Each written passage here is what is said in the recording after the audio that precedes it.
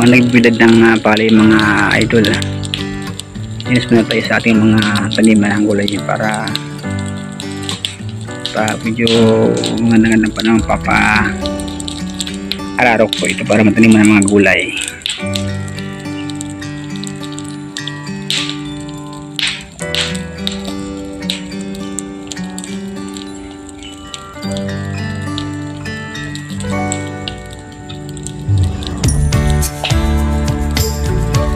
Nalaglag pala yung mga alikabok sa palay, oh.